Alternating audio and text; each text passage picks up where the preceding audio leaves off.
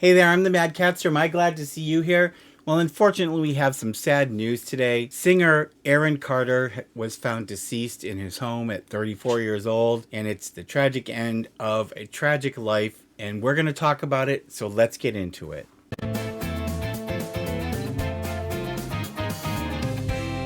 So I'm here with Sybil the Enforcer, who's pretty much back to being herself, and she says, please like and subscribe. She's keeping her naughty list, and Christmas is coming. So let's talk about the sad news received that yesterday Aaron Carter was found deceased in his home at the age of 34. Police had responded to a frantic 911 call from his home saying that somebody had drowned in the bathtub. And when police arrived, apparently Aaron Carter was deceased. And we have not gotten the full details yet about a cause of death. And of course, that's going to take a few days because there obviously will be an autopsy to determine whether it was suspicious. He had been having a very tumultuous relationship with his fiance. He also had, sadly, a son who was 11 months old. So that's, that poor child is not going to remember his father. But this is unfortunately the sad end of the road for what has been some very troubled years. The past decade, especially, has been really up and down for Aaron, and mostly down, unfortunately. He suffered with addiction, and a lot of you know that I've been sober for 21 years. And it's not that I was a fan of Aaron Carter's, but I empathized with him and his struggle. And I know his younger sister had also passed away from substance use. And it's just very sad to see somebody's life come to an end at such a young age, and somebody who should have had so many years of success left in his life, and to raise his child and have a family. And it's just really sad to see. He had recently been doing what he said was an outpatient program in Los Angeles, and as somebody who is familiar with this particular topic, I can tell you that I'm not a real big fan of outpatient programs, especially people like Aaron, who he had a really serious problem. He would claim that he wasn't having any issues, and then we'd find out that he was. And again, I wasn't really an Aaron Carter fan, and we're going to talk about his life in just a second. But, our condolences go to his family. He's probably better known to a lot of people, unless you were of the right age to be in that teeny bopper kind of era when Aaron Carter, who was a child himself, had a lot of adoring young fans. And I'd already passed that range, but I certainly am familiar with his older brother, Nick Carter, who is famous for being one of the Backstreet Boys. And it's just, it's sad to see so many child stars that end up in this situation where their lives, once they hit puberty, their careers go on the skids, and we see a lot of them end up with tragic adult lives. And it's just, it's sad that this cycle repeats itself. So let's talk about Aaron Carter. So Aaron Carter is mostly known for being a child singer who had quite a bit of success when he was young, and kind of his career sort of rode the coattails of his older brother Nick's success with the Backstreet Boys. And in fact, in 1997, Aaron Carter had his first album debut, which was self-titled Aaron Carter. He went on tour with the Backstreet Boys and served as an opening act. And so that was followed by a second album called Aaron's Party, which was even more successful and sold over 3 million copies. And one of the best-known songs from that album is called I Want Candy. I am familiar with that song. I don't think I've ever heard it in its entirety, but that's probably the only song of his that I know about or that I'm aware of. But his success continued, and of course they wanted him to make another album, and so he did. But just the age of 13, Aaron Carter released his third album, which was entitled Oh Aaron, and that also went platinum. And so it seemed like he was really on a roll. The success just seemed to keep coming, and of course he made TV appearances on Lizzie McGuire and Heaven Can Wait, and he seemed to really have a bright future ahead of him. But unfortunately, like a lot of child stars, it wasn't to last. So he did release a fourth studio album called Another Earthquake. He also around that same time released a greatest hits album that was basically taken from his first three albums. So around this time that his fourth studio album and his greatest hits album came out, his parents filed a lawsuit against record producer Lou Pearlman, who is known for his sort of love-hate relationship with promoting boy bands in the 90s like NSYNC and the Backstreet Boys. And of course, Aaron Carter was also one of his proteges. And that suit eventually settled out of court. But this was sort of like, seems like it was the turning point in Aaron's career when things sort of started to sour. And of course, he's getting older. And, you know, child stars are cute when they're young. But when puberty comes around, they're suddenly not as cute anymore, and they lose their appeal, or at least they lose their appeal as far as the record companies or the production companies or whoever they're working for is concerned. And a lot of times their careers end up hitting the skids. In 2006, Aaron starred in a movie called Pop Star, which was supposed to loosely be based on his experience with fame growing up. It unfortunately was a bomb, and it was released direct to video. He did have a song on the soundtrack that was relatively popular, and it wasn't like a smashing success, but that's basically when it seems like his career kind of hit a brick wall, and he kind of dropped out of sight. And then in 2009, he was on Dancing with the Stars, and I actually remember watching that season, and he seemed still pretty good at that point.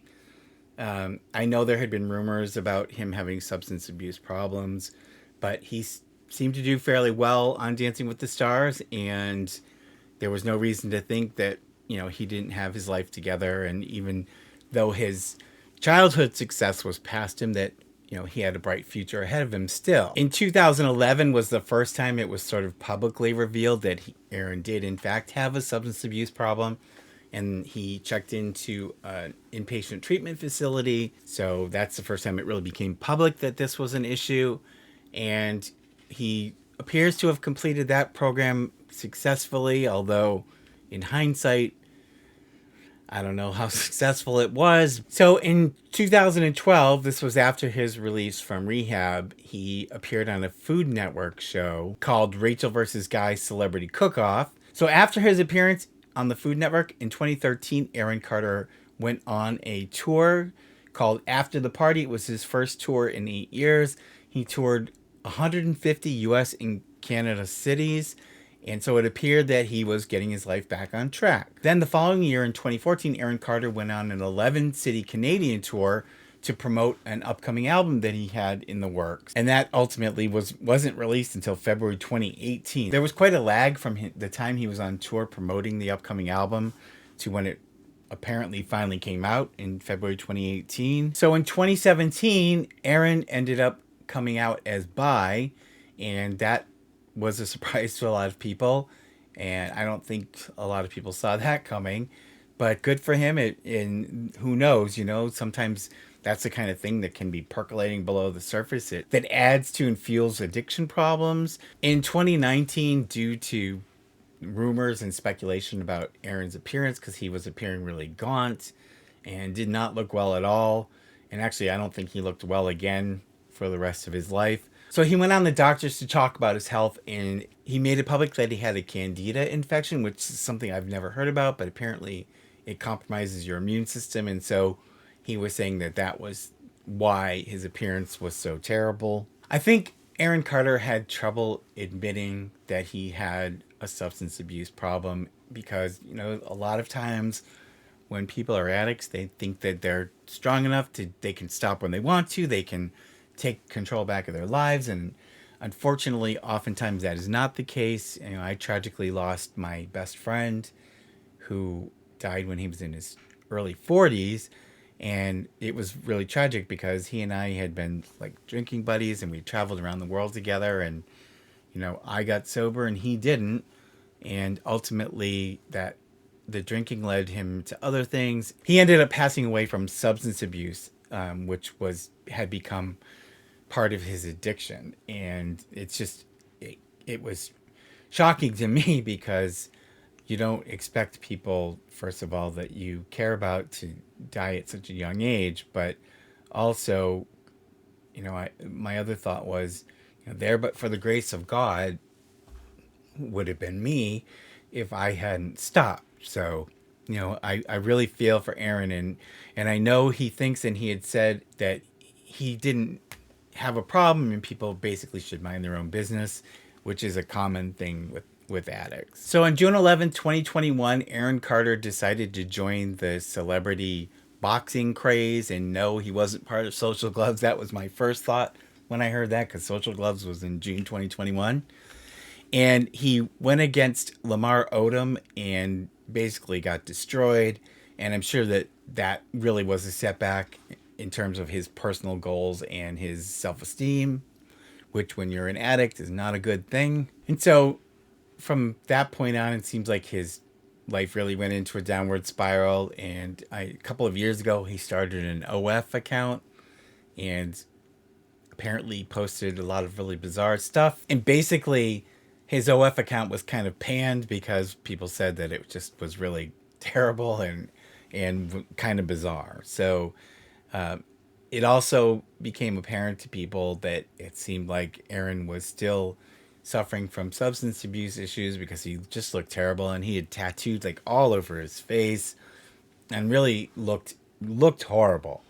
And pictures I saw of him during these last couple of years, he just looked awful. I mean, he looked not even like himself practically. In the last couple of years, he had become engaged to one woman and then broken it off like 6 days after he proposed to her, and he ended up having a child with the woman who was currently his fiance when he passed away, and he named his son Prince, which I don't know if that has something to do with Michael Jackson. I know they were kind of close. His fiance Melanie Martin, his relationship was apparently very tumultuous. Apparently, she had committed DV against him, and he had gotten a restraining order against her, and he ended up getting into more trouble with substance issues, and a court took the child away from him and actually didn't give it to her either because apparently she has her own issues, but awarded custody to Melanie's mother. And that's where the child was. And of course, Aaron was very upset, as anyone would be. He then started an outpatient program in Los Angeles in an effort to try to satisfy the court that he was fit to have custody of his son again. And he had been online, and some people watching him live had accused him of huffing off the camera, away from the camera. And he said he was just trolling people, and the police went and did a wellness check, and doesn't that sound familiar? Nothing, I guess, came of it in terms of, it was never proven one way or the other. But that was just very recently, and on top of the losing custody of his son, I'm sure it seemed to him that he really had hit a brick wall. That brings us to today, and yesterday, unfortunately, he was found deceased in his home, again at the young age of 34, and our hearts go out to his family, and his brother Nick, I know, is devastated, and I hope that they can find some peace, and I hope Aaron can find some peace, because he was one of those people whose star shines very, very bright and is extinguished when it hits its apex. And unfortunately, we've lost another talented person to substance abuse. And, people, if you even think you have a problem, please get help. You can't do it by yourself. Trust me. I know. And that's really all I have to say. But, it really hits me emotionally because I can empathize with his struggle, and I'm just sad to see that he lost the battle. So please, in your own way, say a prayer for Aaron, or just give a kind thought to his family. And then in the coming months, let's hope we get through the holidays with some relative peace, and that everybody has a happy new year, which is just around the corner. I can't freaking believe it. Although here it was almost 80 degrees today.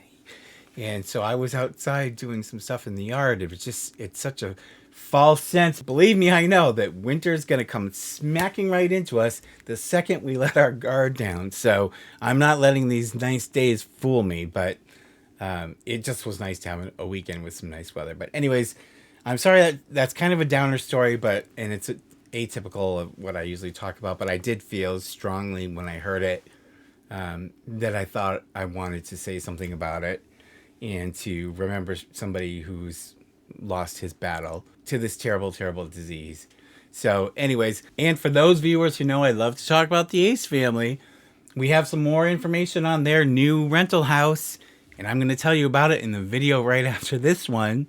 But in the interim, thank you to all our supporters. I'm not going to run my list here because I'm going to follow this up immediately with another video, and I'll put all that stuff into that video. But you guys, take care of yourselves. Check out my Ace family update on the new house, and I will see you in the next one.